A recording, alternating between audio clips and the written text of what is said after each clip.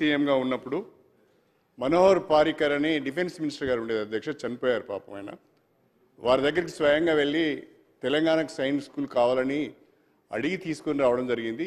నా కాన్ఫరెన్స్లో పెట్టాలని అప్పుడు పెట్టాము అధ్యక్ష. 2017లో అగ్రిమెంట్ కూడా జరిగింది డిఫెన్స్ మినిస్ట్రీతో.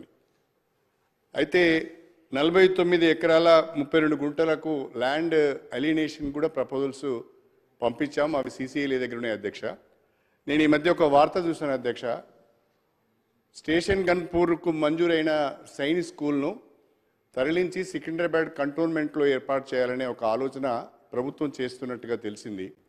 నేను ప్రభుత్వానికి చేసే సూచన ఏంటి అంటే, కేంద్ర ప్రభుత్వం మొన్నీ మధ్యనే దేశవ్యాప్తంగా కొత్తగా 100 సైన్స్ స్కూల్స్ను ఏర్పాటు చేయాలని నిర్ణయం తీసుకున్నది. మనం గట్టిగా అడిగితే, కొట్లాడితే మనకు కనీసం 3 నుంచి 4 సైన్స్ స్కూల్స్ కొత్తగా వచ్చే అవకాశం ఉన్నది.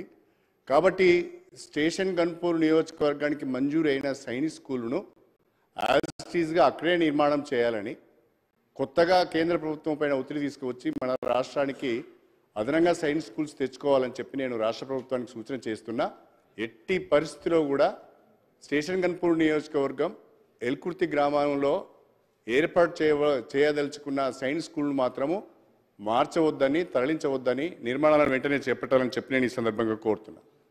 ఇంకొక చిన్న ఇష్యూ అధ్యక్ష, మీరు చెప్పిన 3 నిమిషాల లోపే ముగిస్తాను నేను అధ్యక్ష. ఇంకొక చిన్న విషయము, ఇది మా వర్ధన్నపేట శాసనసభ్యులు నాగరాజు గారికి కూడా ఇదొక పెద్ద సమస్య అయింది. వారు కూడా ఎన్నికలలో అనేక ఇబ్బందులు పడ్డారు.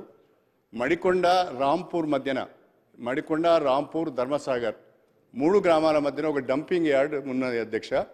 దాదాపు 30 ఎకరాల స్థల విస్తీర్ణంలో ఆ డంపింగ్ యార్డ్ ఉన్నది. దాని షిఫ్టింగ్ కూడా మడిపల్లి జయగిరి మధ్యన ఒక 150 ఎకరాల జాగా ఉంది. అక్కడికి ఆ డంపింగ్ యార్డ్ని షిఫ్ట్ చేయాలని చెప్పాము. ఈ డంపింగ్ యార్డ్ ద్వారా భూగర్భ జలాలు కలుషితమవుతున్నాయి. త్రాగునీటికి, సాగునీటికి కూడా ప్రాబ్లం అవుతున్నది. కాబట్టి తక్షణమే డంపింగ్ యార్డ్ అక్కడి నుంచి మార్చే ప్రయత్నం చేయాలని చెప్పి కూడా నేను రాష్ట్ర ప్రభుత్వాన్ని కోరుతున్నా. చివరిగా అధ్యక్ష, ఇది తెలంగాణ శాసనసభ్యులందరికీ సంబంధించిన విషయం అధ్యక్ష. మనం అందరం కూడా దీనిపైన ఆలోచించాలని నేను కోరుతున్నా. మొన్న బడ్జెట్ పై చర్చలో కూడా నేను మాట్లాడడం జరిగింది. ప్రధానంగా కాకతీయ రాజులు చాలా గొప్ప రాజులు అధ్యక్ష. మనకు ఎంతో వారసత్వ సంపదనిచ్చారు, కళా సంపదనిచ్చారు. ఆ కాకతీయుల పేరుని ఇప్పటికి కూడా చెప్పుకొని మనమందరం కూడా బ్రతుకుతున్నాం. బ్రహ్మాండమైన నీటిపారుదల వ్యవస్థను వాళ్ళు ఏర్పాటు చేశారు. కాబట్టి నేను రాష్ట్ర ప్రభుత్వానికి, మా శ్రీధర్ బాబు గారు LA మినిస్టర్ గారు ఉన్నారు, మిగతా మంత్రులు అందరూ కూడా ఉన్నారు, నేను మరీ విజ్ఞప్తి చేస్తున్నా, ఎట్టి పరిస్థితిలో కూడా రాష్ట్ర ప్రభుత్వ అధికార చిహ్నం నుండి కాకతీయుల కళా తోరణాన్ని, చార్మినార్ను తొలగించవద్దని చెప్పి మీ ద్వారా ప్రభుత్వానికి విజ్ఞప్తి చేస్తున్నా అధ్యక్ష.